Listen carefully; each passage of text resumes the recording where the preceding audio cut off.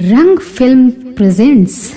ए सैया जी कुछ करी ना हो, सैया जी कुछ करी ना। अरे हम का करी हो बताइबू तब न करब।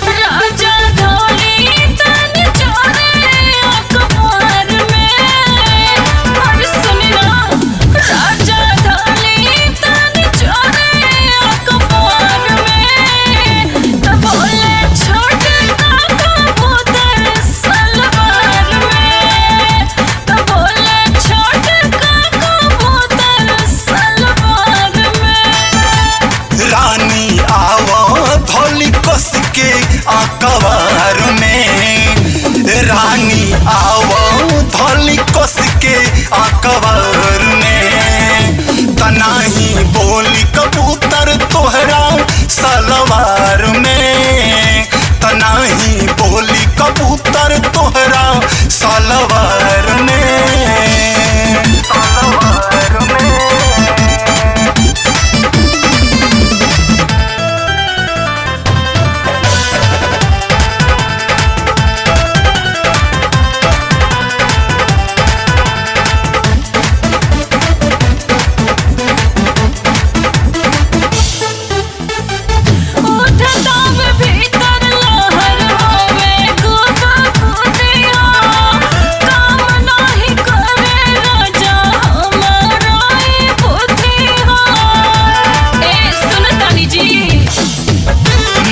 तनिए करो के लेबे तो ये रानी हो, बिना खैले पियले ई तो नहीं मानी रानी हो।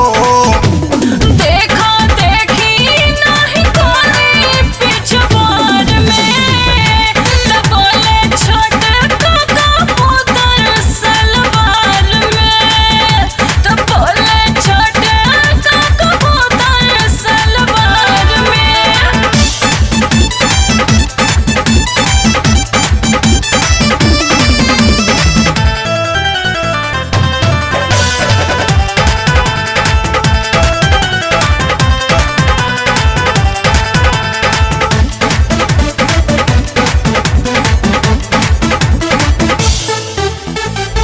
हमरा बुझाता एक चाही ठंडा तेल हो, गर्मी से गरम हो के करता खेल हो।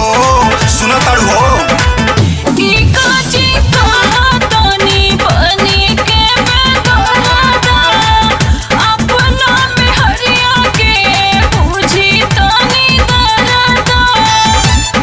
लहंगा चोली पहन छोड़ सलवार के, तनाही बोली कबूतर तोहरा सलवार में, तनाही बोली कबूतर तोहरा सलवार में।